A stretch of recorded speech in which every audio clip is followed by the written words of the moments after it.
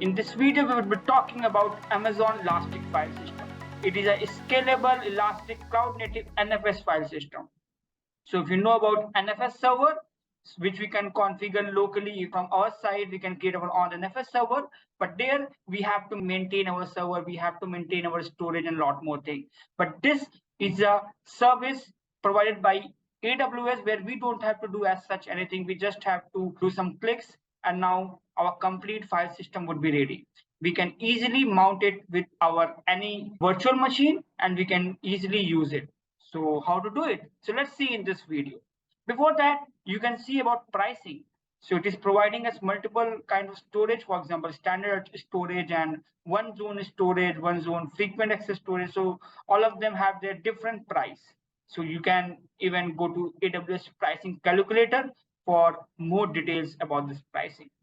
So here we can click on create estimate and we can estimate our price. So this is very helpful if you are going to use this service or any AWS service. It is always recommended to have some idea about pricing. For example, I'm using US East region and then I can select here a service. For example, I'm selecting a service name as EFS. So I can select EFS service.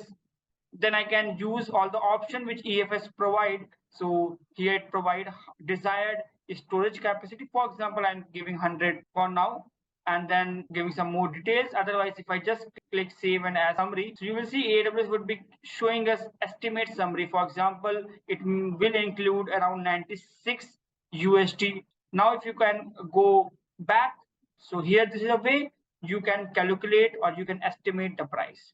Now let's go back to EFS and let's see how we can create a file system. So we just have to click on create file system.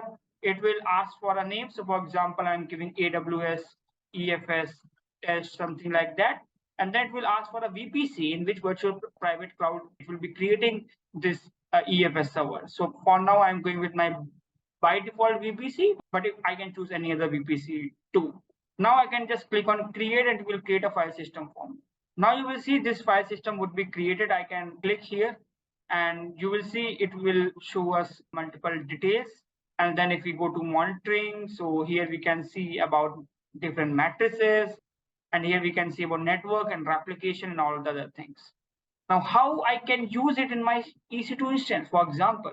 So for that, let me launch an EC2 instance. So I will open a new tab and then I would be launching an EC2 instance. How to launch an EC2 instance? We have already talked in one of our video. So let's do it very quickly. We can go to instances. We can go for launch instances. And here we can give it a name, for example, OS1. And then we can use, for example, Amazon Linux. And we are going with all the by default options. If you want, then you can create a key also. If you don't want, then you can go without a key also. And then you can allow some traffic and then you can configure your storage. And then we can click on launch instance. And once the instance will be launched, then we can easily attach this file system to the machine.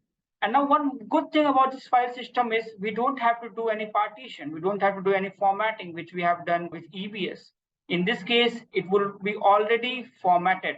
We just have to mount it to our directory and then we can use it. So you can see how much simple it is, and that's why it is called as file system. Now, if you wanted to attach file system with your virtual machine in this case, then you can click on attach. It will tell you here we have a couple of ways to mount this particular file system with our EC2 instance. So now as our instance is ready, so let's connect it and let's mount it very quickly. So we can click on connect. Now, as here I have used Amazon Linux, so it is providing us this web UI also. So from here also we can connect to our EC2 instance and we can work on it. If you are selecting any other image, then in that case you will have to do SSH. So let's first of all switch to the root user.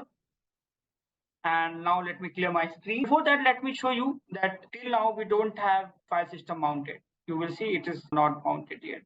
We just have 8 GB of EBS volume, which is currently mounted to slash drive. But now we can mount it. How to mount it? So before that, I have to create here a directory. And let me create here a directory, for example, EFS data. And now once the directory have been created, now we can easily mount it. So here we can use any of these commands, but now I would be using this the NFS client.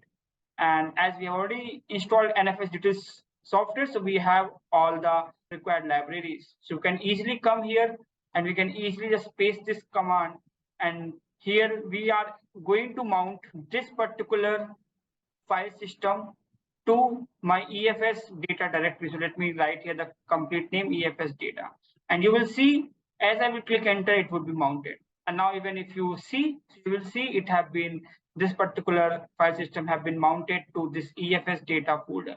And the main thing is you will see the size. Now the size is exceptional. Here you will see don't have 8 GB or 8 MB of size.